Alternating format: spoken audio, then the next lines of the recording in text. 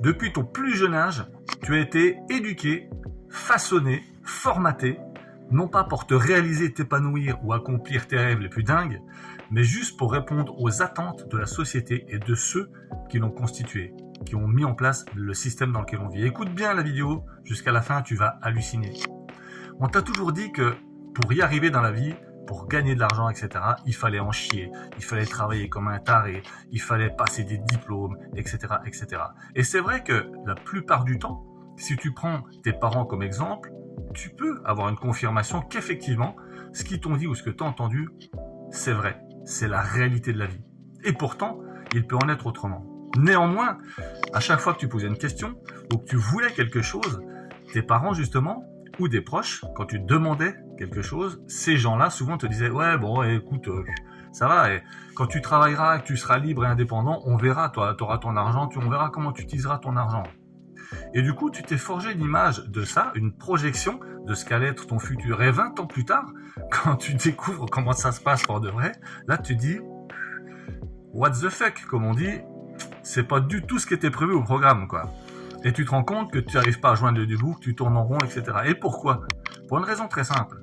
C'est parce que dans la plupart des cas, tu passes au moins 8 heures par jour, le cul rivé sur un fauteuil ou sur une chaise, ou dans un véhicule, ou debout si tu travailles dans le secteur de la vente, etc.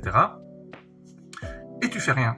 Tu fais rien d'autre que de travailler pour un patron, une patronne, une institution, un État, une entreprise, qui n'a jamais de gratitude envers toi, qui ne reconnaît jamais les efforts que tu fournis pendant des décennies à son service et au service d'autres entreprises. Et au final, qu'est-ce qui se passe ?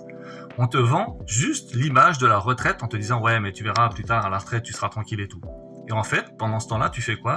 Au lieu d'être l'acteur de ta vie, tu es juste un téléspectateur et la vie, elle passe sans que rien ne se passe. Et puis, qu'est-ce qu'il y a ? Eh ben, t'as un crédit pour ta maison, t'as un crédit pour ta voiture, pour une deuxième voiture pour ta femme ou ton mec, t'as un enfant ou 2 enfants, et au lieu de t'occuper de tes enfants, tu vas payer quelqu'un qui va faire le travail que toi, tu devrais faire parce que tu as voulu cet enfant ou ces enfants. Mais au lieu de ça, tu vas perdre ta vie à la gagner pour donner de l'argent à quelqu'un pour qu'elle éduque tes enfants ou ton enfant à ta place, qu'elle lui apprenne à marcher, à lire, à écrire, etc., ou qu'elle l'emmène à l'école, qu'elle lui fasse à manger, pendant que toi, tu vas te crever le citron pour quelqu'un d'autre, et tu passes à côté de l'épanouissement et la vie de ton enfant en même temps que de la tienne. C'est une réalité que la plupart des gens vivent. Alors j'entends déjà les commentaires. Ouais, ton baratin, il est bien sympa, mais qu'est-ce que tu proposes ?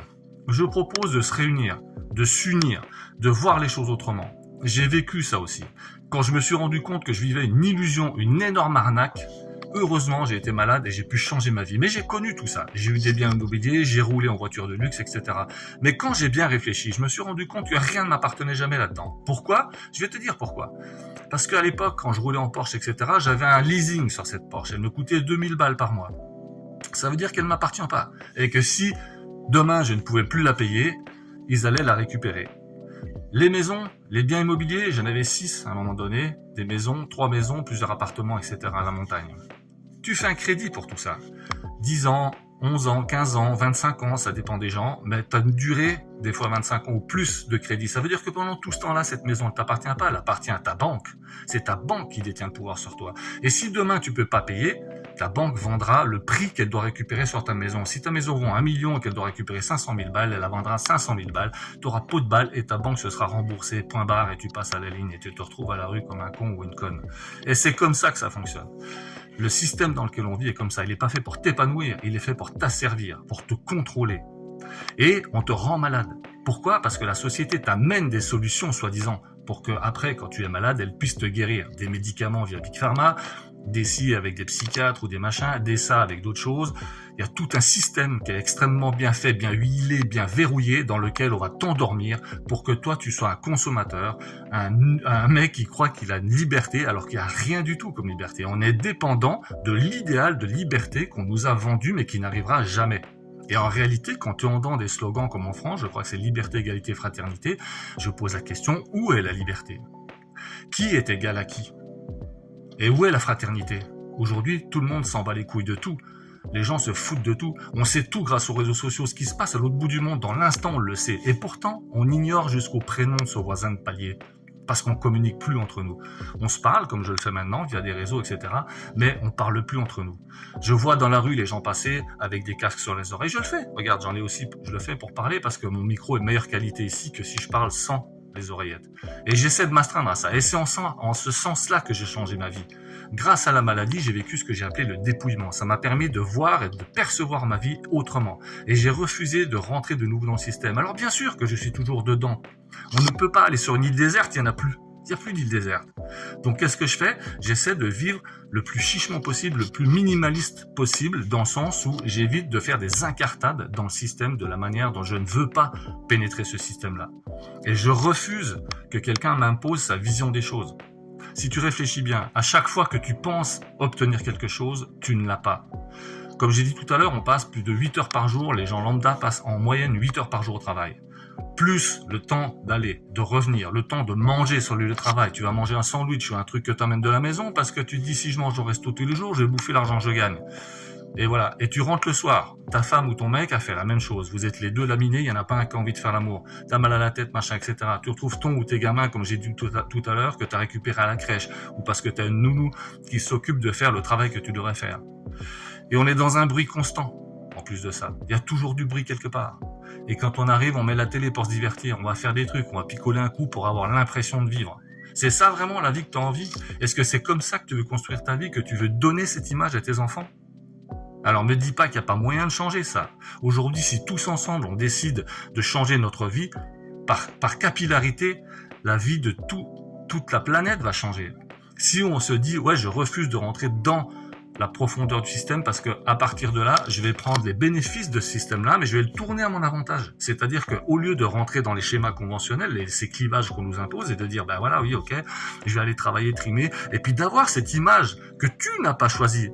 Qu'on t'a vendu le pavillon de banlieue pour les Parisiens, machin, etc. Et puis voilà, la petite maison secondaire pour aller, etc. Mais qu'est-ce que tu fais quand t'as une maison secondaire? Je sais, j'ai eu des appartements à la montagne, etc. Quand tu payes pour un appartement à la montagne, tout ce que tu fais, c'est t'imposer d'aller là et ailleurs, nulle part. Pourquoi? Parce que tu dis merde, oh chérie, on va pas aller raquer alors qu'on paye déjà notre appartement ou notre maison ou notre machin. Donc du coup, ça te verrouille encore plus. Et tu deviens un consommateur verrouillé et ton principe de liberté est bafoué, roulé dans la boue. Et en fait, il n'y a pas de liberté. Tu es dans une dépendance totale et dans une illusion incroyable. L'illusion que tout appartient alors que tu ne touches rien. J'ai même vu qu'en France, à l'époque déjà du Covid, ils avaient passé une loi sans que personne s'en rende compte, et j'ai eu confirmation il n'y a pas longtemps que c'était réel, où ils peuvent aujourd'hui, en cas d'événement majeur, je ne sais plus comment c'est stipulé dans le cadre de cette loi, ils peuvent arriver à ponctionner l'épargne des gens. Ça veut dire que tu t'es crevé le cul toute ta vie à bosser pour une retraite que tu atteindras peut-être jamais parce que tu vas mourir avant, et le jour où ça arrive, on pourrait te prendre l'argent que tu avais mis de côté, et si un jour tu atteins cet âge de la retraite, ils ont tellement passé leur vie à travailler, à s'inonder de travail pour ne pas penser à essayer de vivre à côté, que quand le jour de la retraite arrive, ils savent pas quoi faire. Parce qu'ils n'avaient pas pensé à ça. Et d'un seul coup, ils sont désœuvrés et ils sont pas capables de ne rien faire. Ils culpabilisent. Alors c'est ça le monde que tu as envie? C'est une énorme arnaque, une immense arnaque. On se fout de notre gueule, quoi. Et il est temps que ça s'arrête, quoi. Et ça peut s'arrêter que si toi qui regardes cette vidéo, décide de dire stop et de dire non, moi je refuse ça.